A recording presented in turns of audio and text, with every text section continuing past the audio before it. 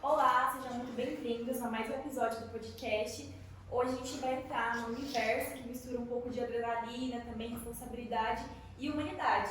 E a gente vai abordar sobre o tema o dia a dia da UTI móvel com a nossa médica aqui e vamos conversar sobre os bastidores desse trabalho essencial e entender também, ouvir histórias marcantes e descobrir como que é essa rotina. Oi gente, meu nome é Maria Rita, eu sou estudante de Medicina da UNRV e hoje a gente tem a honra de receber a professora e doutora Ayla, que vai conduzir a gente aqui durante esse podcast sobre o UTI móvel. Ela é especialista em terapia intensiva e vai explicar mais ou menos pra gente sobre esse mundo. Então, tudo bem? Boa noite, sou a Ayla, sou formada pela UNRV de Formosa, Campus Formosa, e estou atuando atualmente em UTI móvel e sendo preceptora aqui do quarto período.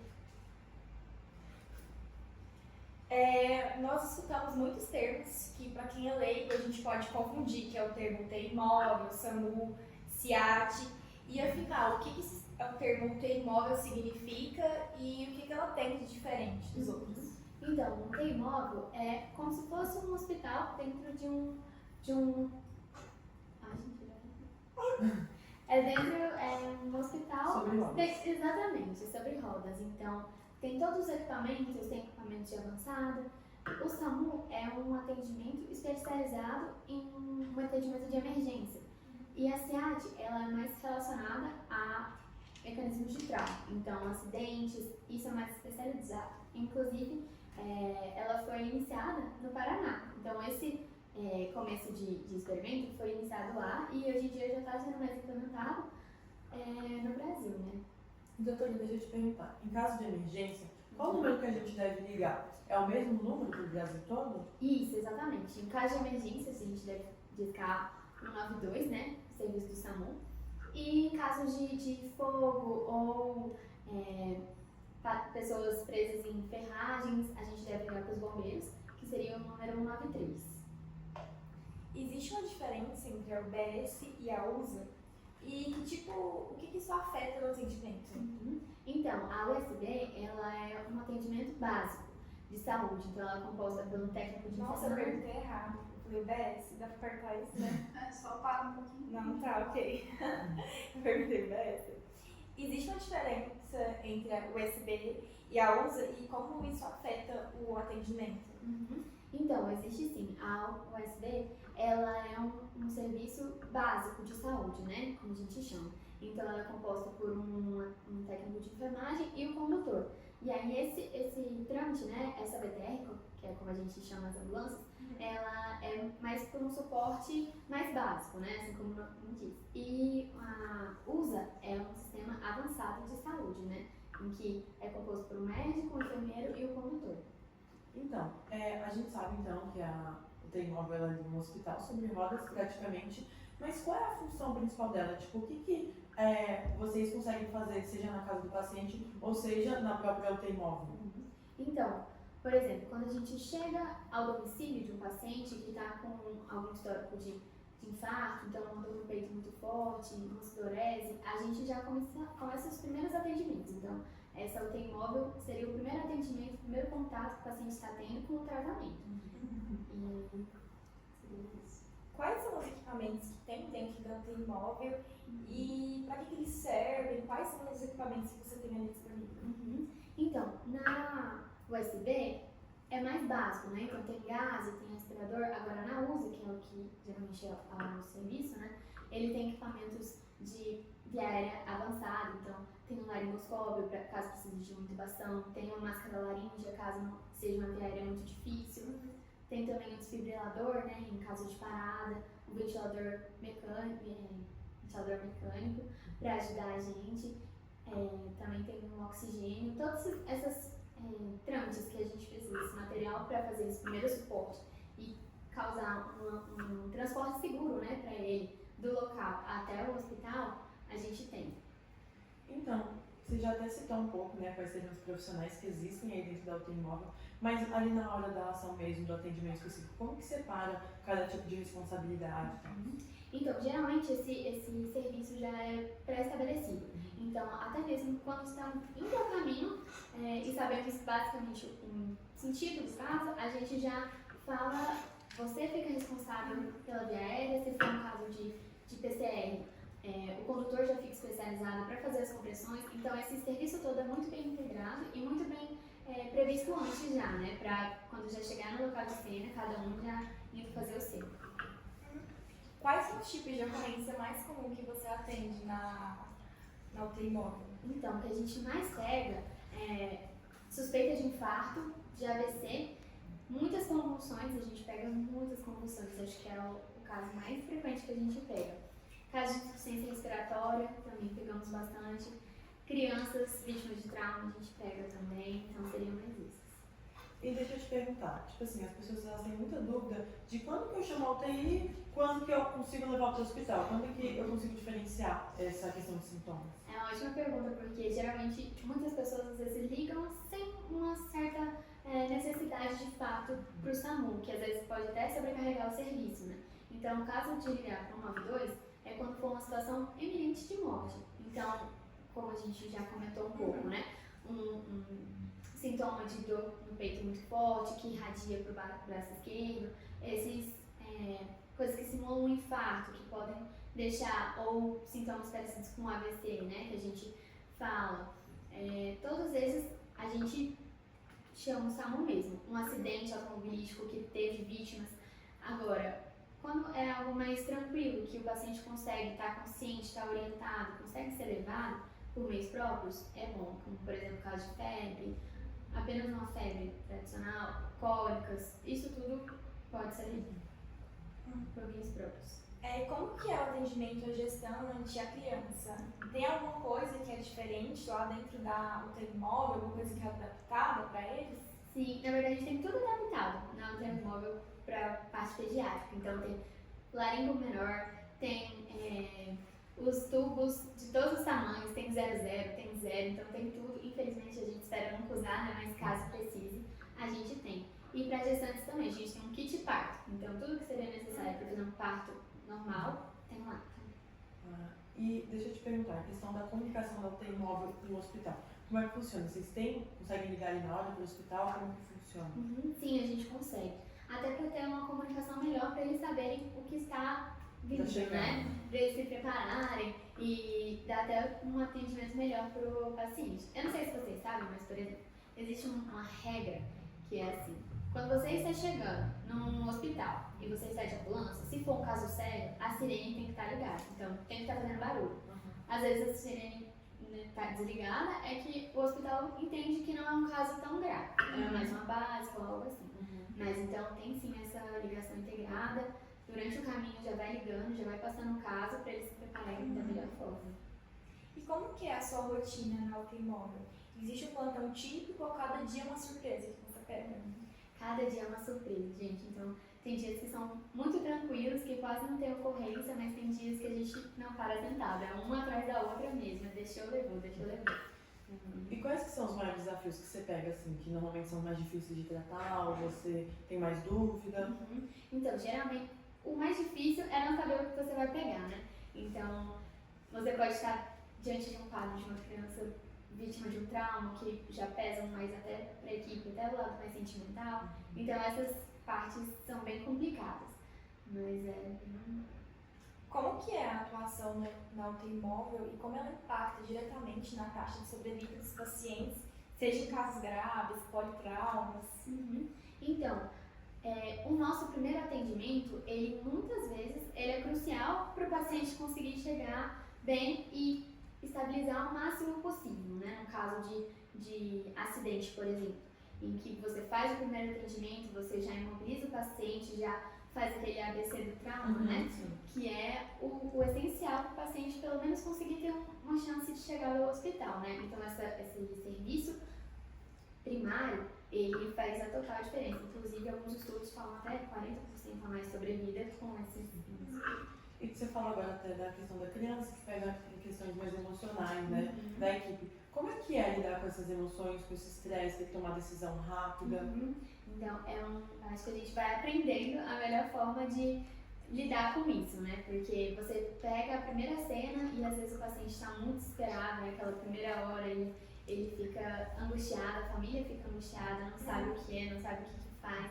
Então, assim, a gente tem que ter muito cuidado para transmitir a notícia e orientar da melhor forma para que ele se tranquilize, porque se a gente perde a calma, todo mundo perde a calma. Existe uma diferença do tipo de casos que vocês pegam na área urbana e na área rural? Tem muita diferença. Geralmente nas áreas urbanas a gente pega mais casos de infarto, de AVC, essas coisas entre aspas mais típicas no local.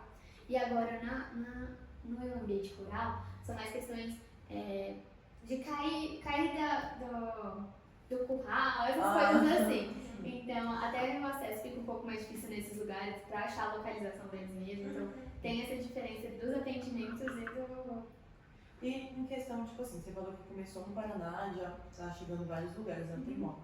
Que inovações tecnológicas que você vê chegando que já ajuda vocês no dia a dia? Então, hoje em dia, existe um número que a gente pode acionar e falar diretamente com um especialista. Então, seria uma telemedicina especializada. E isso facilita muito, porque, por exemplo, às vezes o paciente usa medicações muito específicas, cardiológicas, e aí você aciona esse número, fala diretamente com o cardiologista e sabe se você pode dar certo remédio ou não, se vai ter interação medicamentosa ou se você pode prosseguir. Então, é muito interessante. Como que é lidar nesses atendimentos com a família do paciente? Porque quando a gente está no hospital, a gente consegue separar a família e o paciente, e às vezes pode ser até chocante para a pessoa que não é da área da saúde, aquele atendimento que a gente está fazendo. Como que é lidar com isso? É uma das partes mais complicadas desse tipo de atendimento é exatamente essa, porque tudo que você vai fazer, o acompanhante está do lado. Então, por exemplo, no meio de intercorrência, apesar da calma, é mais ágil, então é notável que está acontecendo alguma coisa, sabe? Você não pode dar muita atenção ao paciente naquele momento por conta da intercorrência, mas você tem que se virar a ele e falar assim, daqui a pouco eu explico melhor, ou assim, algo que dê uma tranquilizada, mas que não perca o seu tempo de atuação, né? E em questão de especialização, o que a gente precisa fazer para o médico conseguir se tornar um profissional que trabalha na UTI móvel? Então, geralmente esse tipo de profissional, ele tem uma especialização na área intensiva e ele tem muitos cursos também, como o ACLS, o ACLS, tudo o ACLS ele é voltado para a área do trauma, o ACLS é mais voltado para atenção cardiológica, então a gente aprende de como reverter uma PCR, quadro de fibrilação atrial, TAC supra, então esse é o caso do ATLS e do ACLS, né? Hoje em dia também a gente tem o PAUS, que seria o infantil, que também é crucial para a gente manejar uma criança num estado difícil, né? Já teve algum caso que te marcou e fez pensar que ainda bem que você escolheu essa área porque você estava ali ajudando? Tem muitos, são muitos momentos bons, muitos momentos de adrenalina demais, mas tem muitos momentos bons, assim, como, por exemplo, reverter uma PCR, você se sente muito bem, a família, né, transmite isso, exato, apesar da apreensão, assim, você sente um dever, assim, a cumprir. E você já fez muito você mesmo em PCR? Já, muito. Esse hospitalar, ainda bem que não, menos casos, porque é sempre muito tumultuado, é sempre muita coisa de uma vez e muita gente querendo filmar, muita gente querendo ver, muita gente querendo mais atrapalhar do que ajudar no caso, sabe? Exato. Então, assim, nunca é bom, mas, sim. Compensa. O que você falaria para uma pessoa que realmente quer trabalhar no UTI móvel? Uma dica, uma frase? Que é uma área muito boa, é uma área que às vezes a gente não pensa muito durante a faculdade, porque é uma área que a gente tem pouco contato, então não entende muito. Mas é uma área muito animada, você nunca vai ficar sem muito o que fazer, apesar de um dia não tendo tanta coisa, às vezes no final do seu plantão tem um caos, e aí tem uma chamada, você vai e é animado. Então, se gostar de adrenalina, se gostar desse sentimento, eu super indico. E quando tem um acidente, tem múltiplas vítimas, como você faz para pensar, eu tenho que atender esse paciente primeiro? Então a gente tem um fluxograma de triagem muito bem estabelecido nessa área, né? Em que a gente usa o preto como óbito, então já retira. A gente tem um sistema verde, então um paciente ok, estável, um paciente ficha amarelo, que ele tem sim lesões, mas que não precisa muito. E o vermelho, né, que é o agente que a gente trata. No ambiente de trauma específico, a gente sempre trata primeiro quem tem mais chances de sobrevida. E como é que é? Por exemplo, aconteceu um acidente de um ônibus.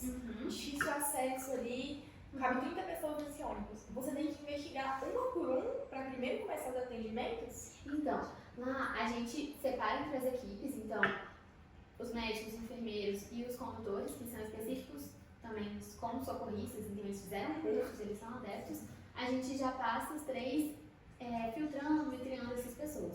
Isso quando não precisa acionar mais ajuda do SAMU. Então tem casos muito grandes que apenas uma VTR não cobre. E vocês que chamam? Isso, Você a chega gente lá, pode chamar. Isso, exatamente. E já liga, o atendente recebe a gente já fala que está no local com múltiplas vítimas e ele já direciona para o médico regulador. E aí lá ele aciona e manda mais. E quando é difícil acessar o local, então, tipo, ou tem muito engarrafamento, ou é uma zona rural, que você até deu exemplo já falando que às vezes homem caiu do celeiro, qualquer coisa do tipo, como é que funciona para conseguir chegar lá muitas vezes? Se for um local de difícil acesso, se for locais assim, de difícil acesso por mecânica, sabe? Então, tá preso, esses tipos, a gente já chama os bombeiros. No caso do engarrafamento é bom porque a sirene já vai abrindo espaço. Mas em casos, por exemplo, de vítimas presas mesmo, a gente chama os bombeiros, já são 3, e aí faz um serviço conjunto. E, inclusive também em casos de perigo mesmo, coisas como tiroteio, exatamente. Por exemplo, um caso de tiroteio que está tendo. A equipe vai acionar primeiro a polícia. Então a polícia entra, controla a situação e aí depois a gente entra, porque a prioridade é a segurança da segurança. Você lembra como foi o seu primeiro plantão na UTI móvel? Se foi o seu primeiro plantão caótico, você falou assim, meu Deus, você se sentiu insegura para fazer as coisas ou você se sentiu, eu confio no meu potencial? Gente, é muito difícil. Ainda mais no primeiro, que você pega assim, meu Deus, a gente vai orando, torcendo pra nada desviar, né? Mas assim, pega. E é muito rápido. Nesse meu primeiro dia, foi o dia mais agitado. E eu fiz 24, então parecia que não acabava nunca o dia. Eu fazia rodava e não acabava. Mas muito tenso. Um paciente, assim, que já tava com atraque, começou a saturar. E assim, um paciente com traque já não tem como mais entubar, tá com atraque. Então assim, é muito bom porque a gente vê que a gente sabe. Na hora do aperto, a gente sabe. A gente pensa 1001 coisas e uma delas vai funcionar. Então é bom, é gratificante também. Mas tem que ser aquele tipo de pessoa que também pensa na hora, né? Porque chega uma pessoa ansiosa que trava, não adianta. É complicado. Tem que saber mais ou menos o seu jeito, né? Porque a gente sabe, a gente sempre sabe. Só que o negócio é agir. Então, hoje em dia, você acha que você tem uma inteligência emocional maior para lidar com os casos que você pega hoje em dia do que no início, né? Obviamente. Eu acho, porque, por exemplo, no PS, apesar de ser muito agitado, muito complexo, você consegue sair uns 2 minutinhos e confirmar alguma coisa com outro profissional mesmo, tirar uma dúvida. Agora você ali é você por você, e você que tem que ordenar as funções, né? Então, assim, você tem que pensar muito rápido, tem que ser um sistema bem... Porque você é um médico, né? Então você toma as decisões. Exatamente, já não tem essa ajuda externa, assim, fica mais difícil. E teve alguma vez que você olhou pra esse caso e pensou, nossa, eu vou lembrar disso pro resto da minha vida? Lembrou assim? Teve, gente. Era um paciente que ele já tinha muita descompensação, ele já tinha CA metastático já, então assim, já estava muito bem comprometido. E a gente ia fazer uma remoção, então a gente ia levar ele de um hospital para outro hospital. E ele conversando comigo super bem, a gente falando da vida, porque eu sempre gosto de ir conversando com os pacientes, né? Eu acho que passa mais segurança para eles e para o acompanhante. E acho que ajuda também nessa avaliar. Exatamente, porque muitos nunca entraram em uma ambulância. Sim. E aí começa aquele caos, aquela vulva e ele na maca que balança muito. Então, assim, a gente sempre conversando já dá uma tranquilizada nele, né? Então, assim, nesse caso desse paciente, ele estava conversando e ele começou a saturação a baixar muito. Então, e foi pra, tava 94, a gente olhou pro lado pra falar que o acompanhante já tava em 72. Então, assim, muito rápido saturou e aí a gente já teve que começar a manejar ele. E na hora não tem nenhum acompanhante, assim, já aconteceu de ter algum acompanhante que você começou a te atrapalhar, começou a fazer um monte de perguntas, que começou a você não tá sabendo o que tá acontecendo? Tem principalmente de criança, acompanhante Ah. com criança, eles são mais complicados, sabe? Bem extremos de idade, na verdade. Ou quando o paciente é muito novo, ou quando o paciente é muito idoso. Eles ficam mais desconfiados, sabe? Aham. São os acompanhantes mais difíceis de levar. Que aí eles ficam de olho, bem assim, como se eles, né, ficam de olho e perguntando. Aham. E já vão perguntando mais coisas. Mas assim, ainda bem que todos comigo foram tranquilos, sabe? Nenhum quis. Aí vai pesquisando no chat GPT, você tá fazendo sério? Não é? É difícil lidar quando tem um acompanhante da área da saúde? Ou você acha que vocês podem combinar ideias e atender melhor o paciente? Então, seria mais fácil se fosse assim, né? Uhum. Mas tem até um caso que comigo, em que eu levei o irmão dele, o médico, ele era ortopedista, e a gente tava removendo ele. E aí o paciente tava bem, sabe? Tava super estável. Só que aí começa a fazer perguntas, tipo, você acha que ele tá bem? Mas parece que ele deu uma piorada, sabe? Parece Sim. que mesmo ele sabendo, ele quer, tipo, às vezes dar uma Te testada. Aham. Mas você começa a ficar em dúvida da sua atitude? Não, tipo assim, uma coisa que a gente sempre tem que ter, ainda mais mulher, sempre tem que ser muito convicta. Gente, às vezes a gente pode até não ter tanta certeza, Você mas a gente novinha fala ainda? com convicção. Aham. Então assim, por medo, não medo, né, mas pra ninguém ficar montando em cima, né, como a gente Sim. diz. Transmite o máximo de confiança, mesmo você não tendo certeza. Passa a minha Você passa. Aham. Você acha que essa área, pra você, que é mulher, mais nova, você acha que, como é que eu posso dizer, que você se sente às vezes duvidada do que você sabe fazer? Você sente essa dúvida?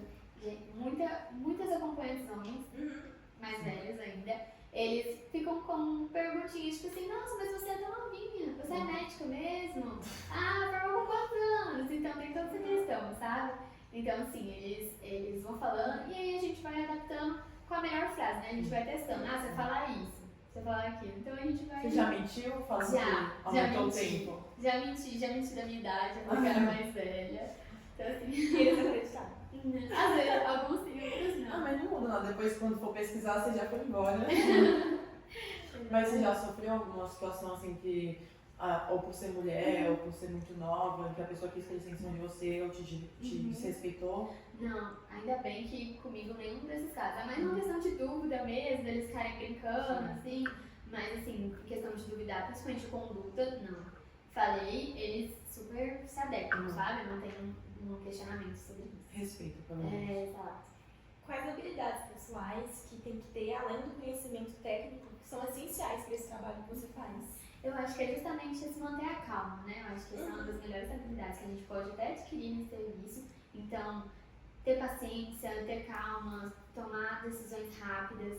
Então, isso tudo influencia e vai ajudar muito você e o paciente. Mas você acha que, por exemplo, digamos, a gente agora, né, que tá no quarto período, eu acho que sou uma pessoa muito ansiosa, eu nunca conseguiria lidar com isso. Você acha que dá pra aprender? Gente, dá. E vocês vão ver, vocês vão sair do internato já outras pessoas. Então, assim, antes mesmo de pegar o CRM de fato, vocês já vão se sentir mais preparados, sabe? Eu acho que a gente fica mais imunizado quanto a isso. A gente vai pegando tanta prática, que a gente se sente mais confortável. Então, no início, por exemplo, tem muita gente que não gosta de ver sangue, né? No início da faculdade, às vezes passa mal. No final, vocês já vão estar super tranquilos. Podem não gostar, mas assim, Vira rotina. vira rotina. Do mesmo jeito, essas coisas de atender pacientes graves, e inclusive uma coisa muito legal é porque quando a gente está um pouco mais no início, a gente pensa, nossa, tudo deve ser tão rápido. Uma PCR começou, todo mundo... Realmente, é um serviço rápido, mas você sabe que dá tempo. Você não precisa de muita pressa sem sentido, sabe? É uma conduta ágil, mas nada apressado. Então você vê que dá tempo. Dá tempo de você ir ali no carrinho rápido e buscar uma medicação. Então assim, dá tempo. A gente vai aprendendo muito isso. Não é aquele desespero de amassando o boneco. Exatamente. É porque a gente vê aqui na teoria, né, e chega lá na prática, é algo completamente diferente. Acho que até porque quando a gente acompanha, né, algum médico e tal, a gente vê, pensa, nossa, na minha cabeça era totalmente diferente. Exatamente, é bem isso. Mas é muito melhor. A gente vê que Graças a muitas Deus. vezes é melhor. E quais são os sinais de alerta que a população tem que conhecer para saber, agora eu tenho que chamar um pneumônio? Então, síncope ou algum episódio de convulsão, uma dor muito intensa, súbita, que não estava tendo antes. Então, isso tudo são sinais de alarme para acionar o 192. quais são os maiores aprendizados que você, como profissional, adquire trabalhando na UTI móvel? Então, a UTI móvel, ela te dá muita... Desculpa, agora eu peço desculpa, que eu me perdi na pergunta. O que você... É o aprendizado que você tem na UTI móvel que você não tem no hospital. Então, na UTI móvel, a gente, até como comentou um pouco antes, a gente aprende muito a ir pelas nossas condutas. Então, você não tem ninguém pra te orientar, assim, acho melhor isso, acho melhor aquilo. É você por você com os seus companheiros de equipe, né? Então, deu alguma coisa, você vai, você resolve e você orienta tudo, a conduta é toda sua. Em termos muito rápidos, então você tem que pensar e já agir. Isso é uma habilidade que eu acho que difere um pouco do PS, que apesar da correria, na UTI é um pouco mais, ainda mais que você já tem o olho do acompanhante ali. Você não é mais sozinha também, né? Não tem outros profissionais médicos sempre junto com você. Exato. Você acha que a Ayla que começou a trabalhar na UTI móvel e a Ayla que está hoje em dia é muito diferente? Eu acho que eu amadureci bastante mesmo. Toda essa questão da gente ter mais confiança sobre as nossas condutas, de deu certo, então eu me sinto preparada para outro caso. Exatamente. Se acontecer de novo, eu já sei como agir. Então, e você acha que você se sente diferente, né, da Ayla que começou tanto na medicina e na sua vida pessoal? Você acha que você mudou alguma coisa depois que você começou a trabalhar na UTI móvel? Eu acho, porque, querendo ou não, até por aparentar, você é mais nova, tudo, as pessoas às vezes perguntam demais e às vezes você, pode ficar mais sem graça e tudo. Exato. E agora, hoje em dia, eu vejo que eu lido com isso muito melhor e que eu sou muito mais firme até com os acompanhantes, sabe? Então, quando começa a falar muito, você já aprende a dar corte, assim, né? Lógico, de forma muito educada, óbvio, mas assim, você aprende a se impor melhor. Isso na sua vida pessoal? Isso na minha vida pessoal. Você consegue se impor mais. Exato, que eu já mudei tanto do profissional primeiro, pra depois do pessoal. E em questão de como que a UTI móvel ela pode agir em casos muito graves, como um infarto, um trauma? Então, um caso de trauma, por exemplo, a gente já começa a fazer aquele ABC pro trauma. Sim. Então, a gente já começa checando a via aérea, ver se tá pérfida. Um caso que não está pérfida, a gente já pode fazer uma intubação, a gente pode passar uma máscara laríngea. Isso tudo para garantir que ele consiga chegar bem, né? No caso do infarto também, a gente já começa fazendo as primeiras medidas, as primeiras medicações, para não, que a gente brinca, né? Que tempo é coração. Então a gente já começa a fazer os primeiros atendimentos, a dar a primeira linha de ação para ele, para a gente chegar no hospital pelo menos um pouco mais medicado ou com menos dor. Os protocolos ajudam, né? Isso, exatamente. Existe algum caso que é indicado ou não indicado para ligar para a UTI móvel? Então, geralmente nesses casos, né, que a gente estava comentando sobre maior gravidade, então dos sinais de alarme, esses é muito indicado a gente ligar e não pode perder tempo mesmo. Agora, em alguns casos mais leves, como dor de cabeça, a dor de cabeça mais tradicional, que não precisa de muito alarme, uma febre, uma constipação, às vezes a gente já atendeu também, sabe? Ou um caso de hipoglicemia, que às vezes a pessoa não comeu o dia todo e passa mal. Então, assim, come primeiro, vê se e aí aciona. E em questão do quadro da medicina em geral, você acha que a UTI móvel em si trouxe alguma avanço importante nas questões de protocolo? Ou nas questões de não lotar tanto hospitais? Como é que você acha? Eu acho que sim, porque, por exemplo, a gente já começa a fazer esse primeiro atendimento e ali a gente leva. Então, a gente já direciona melhor o paciente para qual unidade mandar, até porque quando a gente liga e vai fazer a regulação, como a gente diz, né, falar com outro médico, para ver onde esse paciente vai ser mandado. A gente manda para o lugar que tiver menos demanda. Então, o correto, né, às vezes a gente sabe que sobrecarrega os locais, mas o mais indicado é, quando a gente liga, ele caminha para o local que vai favorecer o atendimento dele por estar menos cheio. Então, assim, isso é muito bom para ele, que às vezes sai sem saber o destino e aí essa interação já facilita, né? E tem hospital que recusa? Então, tem alguns hospitais que a gente fala que são porta aberta, né? E aí eles têm que aceitar. Por exemplo, Brasília tem muitos locais que são porta aberta. Então, para trauma, para oftalmo, então tudo eles meio que teriam que aceitar. Agora, quando é um hospital que não está preparado para isso, Aí eles encaminham para outro, sabe? Mas geralmente antes de chegar a gente já adequa isso, se esse hospital vai receber ou não. Por exemplo, eu já precisei de uma ambulância. Uhum. E aí a ambulância não saía porque tava o profissional ligando e um monte de hospital para ver se o hospital aceitava. Entendi. E um monte recusava. Aham, sim, pois é. Isso atrasa o seu tratamento, né? Então, assim, é algo ruim, mas de fato, eles podem redirecionar só. A UTI móvel, ela é restrita à rede pública ou ela também tem na rede privada? Não, ela tem rede privada, sim. Inclusive, na rede privada, geralmente é por convênio, né? São convênios sediados. Pode ser militar, Unimed, todos os tipos de convênio. Então, eles acionam e aí a família aciona o local, né? Onde fica uma sede, né? Que a gente fala.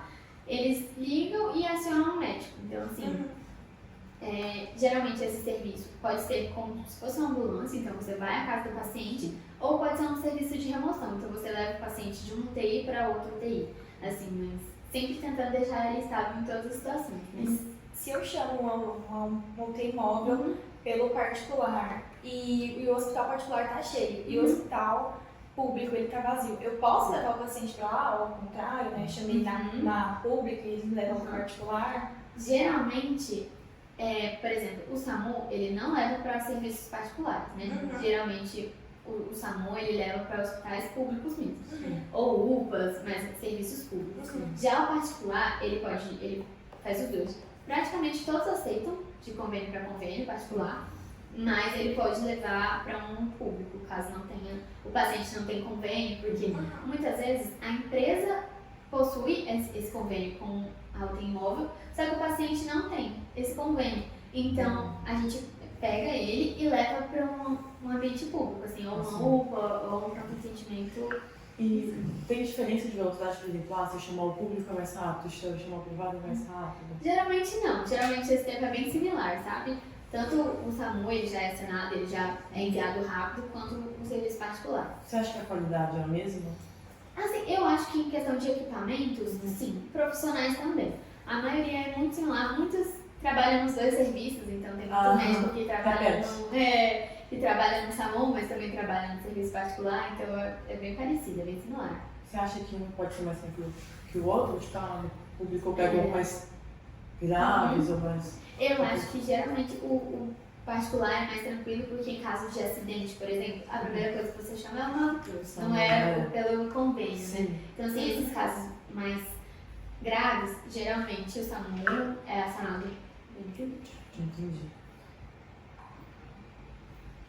Essa é a pergunta. Eu já fiz a você, eu acabei de perguntar sobre a rede pública e a privada. A gente escuta. Bate palma e fala. Ah, tá. Vou bater. Só deixa eu ver. Tá bom. Pode ir? Em questão da telemedicina, tipo a relação da telemedicina com a UTI móvel. Como que você acha que tem prosseguido? Tem melhorado? Sim. O desenvolvimento das tecnologias hoje em toda a área da medicina ele vem ajudando, né? Seja tanto no hospital quanto na UTI móvel. Na UTI móvel ele ajuda muito nessa questão, tanto do especialista que a gente comentou, né? Quanto em questão de você falar com o médico particular dessa pessoa. Então, por exemplo, se a pessoa já tem um médico de confiança, ela pode ligar muito bem e aí os médicos conversam entre si, né? Os profissionais conversam e pensam numa conduta mais viável para aquele paciente. Como estamos falando sobre o dia a dia de uma mulher na medicina e nesse ambiente tão desafiador, né, que é a UTI móvel, você tem alguém que te inspira, uma mulher que te inspira a fazer esse serviço que você faz?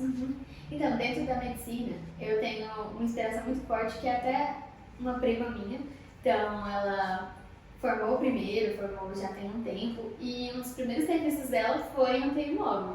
E assim, tanto antes de entrar na faculdade, eu sempre me admirei, e eu acho que eu segui mais a medicina por conta dela. Então, quando eu terminei o curso, eu conversei com ela, e ela falou assim, não, pega, porque é bom pra gente desprender de medos, então acho que vai te ajudar muito como profissional. Então, assim, eu já segui o conselho dela, e qualquer socorro, às vezes eu mando mensagem antes da gente chegar no lugar, e seria ela. Então ela foi te dando dicas, né, durante a carreira. Ela me ajudou bastante. Então, doutora, eu queria agradecer a sua participação. Muito obrigada pelos ensinamentos que a gente que está na faculdade muitas vezes não conhece muito bem como funciona o TI móvel, tanto aonde chega as limitações, como que é o dia a dia, né? Você mesma falou que não conhecia muito antes, mas entrou e viu como podia ser bom para o seu crescimento profissional. Então, muito obrigada por ter participado, aceitado o convite e tirar um pouco desse aprendizado para a gente. Hoje a gente consegue entender um pouquinho, né, do preparo técnico, agilidade nas decisões e como que é esse atendimento que vocês fazem. E só reforça a importância dos profissionais que estão na linha de frente, cuidando das nossas vidas.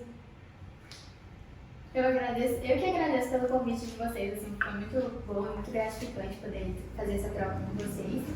Espero que vocês tenham entendido e qualquer coisa é só procurar. Muito obrigada, Ayla. E a gente também quer agradecer a todo mundo que acompanhou o nosso podcast até aqui. E a gente espera que você tenha gostado. E não esquece de curtir, compartilhar e seguir o Café Prós de Saúde na sua rede social favorita.